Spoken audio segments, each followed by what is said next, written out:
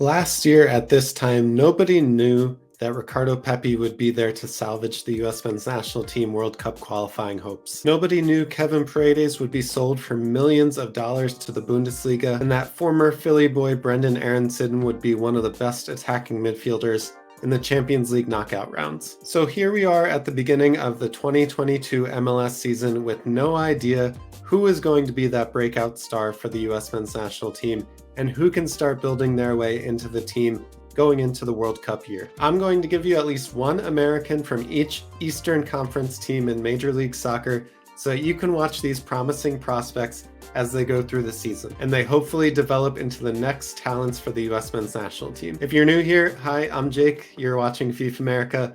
I am a USSF and FA licensed coach. I'm currently in England working towards my UEFA B license. I love to discuss soccer, especially as it relates to the US men's national team players and coaches. If you love that stuff too, make sure to subscribe so that you don't miss anything going into the World Cup qualifying and World Cup this year. Before we start, make sure to tell me down below in the comments who you think is going to be that player that breaks out of Major League Soccer. If we can get this video to 500 likes, that would be fantastic. All right, let's start in Atlanta, where George Campbell is going to hopefully be a force to be reckoned with at center back. This 20-year-old is going to be the player that replaces Miles Robinson at the point when Robinson eventually leaves Atlanta United. He spent 2020 in the USL Championship and made 15 appearances for Atlanta United last year. Now, Atlanta's academy has done relatively good in building slowly in this prospect area over time. And for a 20-year-old, a highly rated center back, now is the time that you would expect him to start truly making an impact for the senior team. I hope to see him get minutes on a regular basis and build into a regular starter for Atlanta United this year. Moving north of the border to Montreal, Georgi Mihailovic is likely one of the closest players to making the national team out of everyone that we're going to talk about this year. In his appearances last year, he had 4 goals and 14 assists in Major League Soccer. Over the winter, he was training with Bologna in Serie A, and he's primed for a huge season again in Major League Soccer. Personally, for me, he's my sneaky pick on this list of players that could be on the plane to Qatar for the US men's national team. He's one of the few players that can cut teams apart with line-breaking passes, and 14 assists is not by accident. These are because of him and his passing range. Now, going back down to the South, Charlotte in North Carolina is going to have a brand new team, and they have a player that they bought for $100,000 from SKC to bring him back to his home. Jalen Lindsey, the 21-year-old right back, will be on a team that is likely going to be defending a lot and could be a very important player for this new team. Like I said, he's originally from Charlotte, so hopefully this move for him makes a lot of sense to move back to where it all started. And he's been a highly touted prospect for Sporting Kansas City for a long time.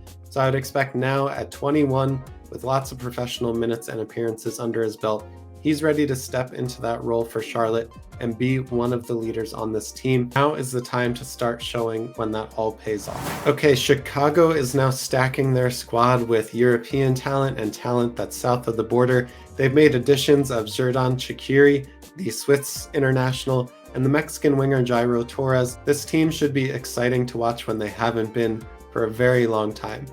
Now, on the American side, there are a few choices to pick from on this team, but we can't overlook the goalkeeping prospect who has already been with the US national team through 2 camps, and that is Gabriel Gaga Slonina, a highly touted player that at just 17 years old won the starting job for Chicago last year.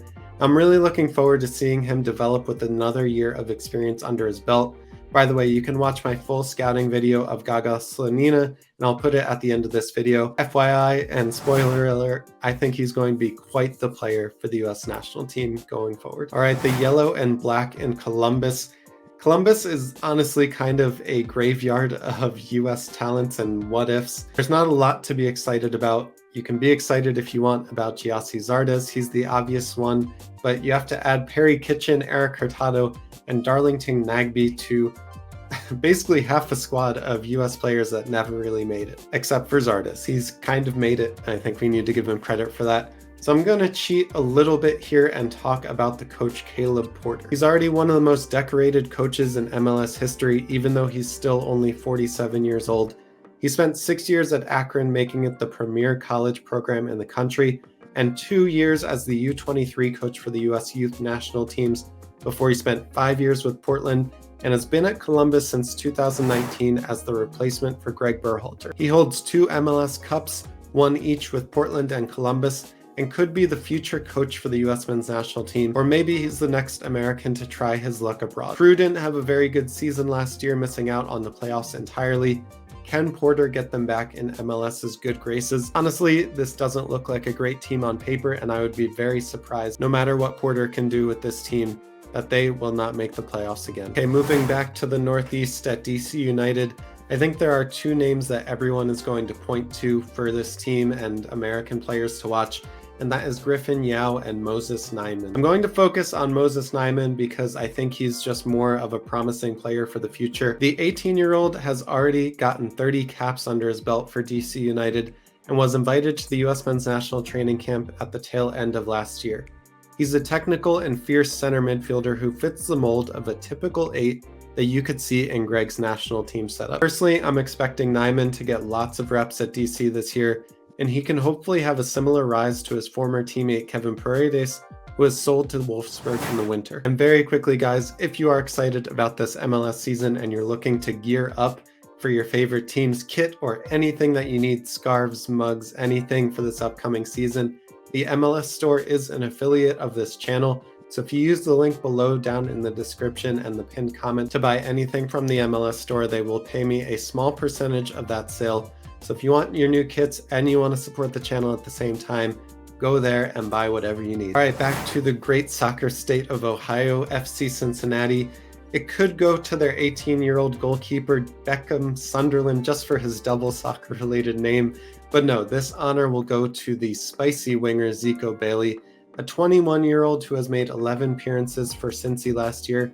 He had 1 goal and 1 assist contribution. He's an exciting winger with exciting hair and an exciting name. There's nothing not exciting about this player. And in FC Cincinnati, there's not much to be excited about. So get excited for a hopefully excellent year from Zico Bailey. Okay, Inter Miami finally has a sponsor on their shirt. Not like they needed the money anyway, since they cheat the roster rules and get away with murder.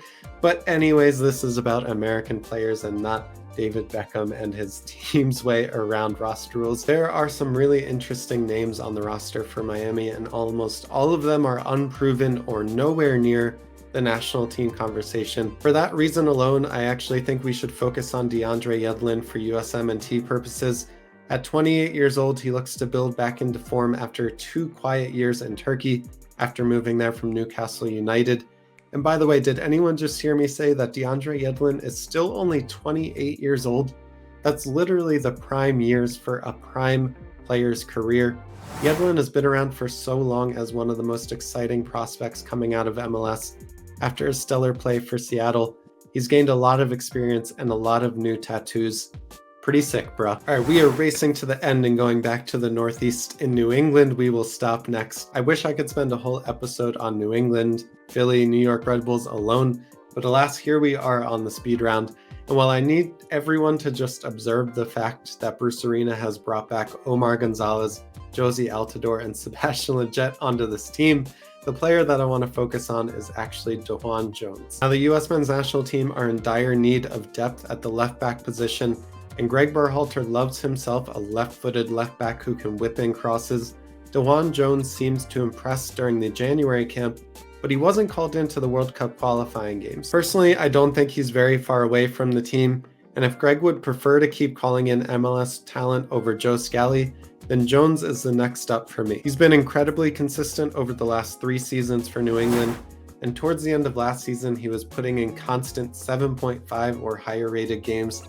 He had 3 goals and 5 assists last year, so I'm sure he'll be looking to continue his run of form. Now, New York City FC is another team that is just a blast from the past, although their players are a bit younger.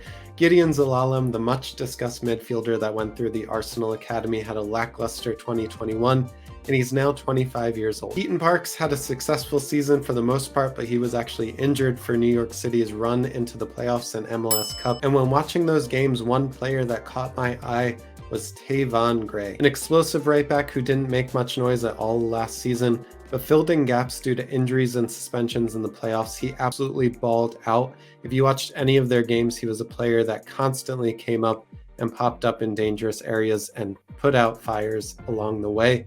Watching those games, he almost always stood out as defensively solid and offensively dangerous. While he's probably not good enough to crack our right back depth charts, you never know how high someone can rise in one MLS season. All right, on to New York Red Bulls, the club that I'm repping today. The big boys for a long time, probably not now, of the next American talents. Before Caden Clark, it was Tyler Adams. Before Adams, it was Matt Miazga. Miazga to Altidore to Bradley to Howard, you name it, and they have played for the Red Bulls or the Metro Stars.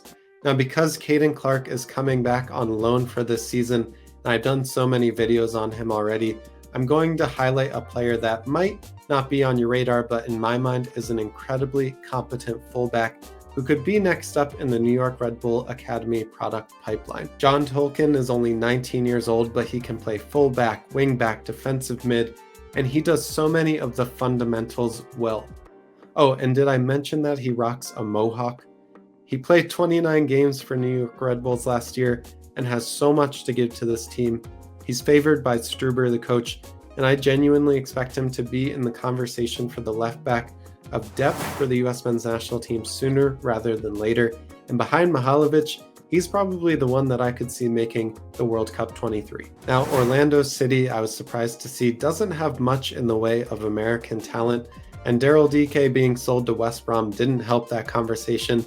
But thankfully, thank my lucky stars for me, that they've recently announced a signing of a homegrown defender, Alex Freeman. A 6'2 defender at just 17 years old, he somehow scored 8 goals and provided 15 assists in 30 matches for Orlando's U17 team. Can someone please explain that to me? Shit makes no sense. Anyways, his contributions were one of the main reasons that Orlando's U17 team went to the MLS Next Championships last year. Now I'm saving the best for last. Philly is going to be the last team that we talk about, and Toronto is the penultimate team that we're going to talk about. Again, not much in the way of American players for this Canadian team, so I'm going to talk about Bob Bradley. He is one of the few Americans who have tested themselves abroad. He's hailed next to Bruce Arena as one of the best managers the US men's national team has ever had, and he went on to be the first American to coach in the Premier League with Swansea, and brought the Egyptian national team back to prominence under his guidance. The successful stint as the first ever coach of LAFC has now brought his journey back to coaching his son Michael Bradley at Toronto. Where does Bob go from here if he's able to turn Toronto around? For me, at 63, I doubt he takes many more chances abroad, but damn do I love him as a manager. Someone who is no nonsense, but by all accounts is loved and respected by his players. We'll see how far he can take Toronto this year. All right, last stop on this train is Philadelphia, and I genuinely wish that we had an hour to talk about the amount of talent, the wealth of talent coming from this team. 17-year-old center midfielder Quinn Sullivan played 21 matches with 2 goals and 1 assist last year. 18-year-old center midfielder Jack McGlynn looks to build on his successful first season, making 23 appearances. I think the one we all need to watch is Paxton Aaronson. The 18-year-old younger brother of Brenden Aaronson had 3 goals in 16 appearances last year as an attacking midfielder, and Jim Curtin has already said he has come into preseason having stepped up every aspect of his game. Slated to be better than his older brother Brenden Aaronson, can Paxton make all of our wishes as US men's national team fans come true? Watch MLS this season to find out, and I'll see everyone next time on FIFAmerica.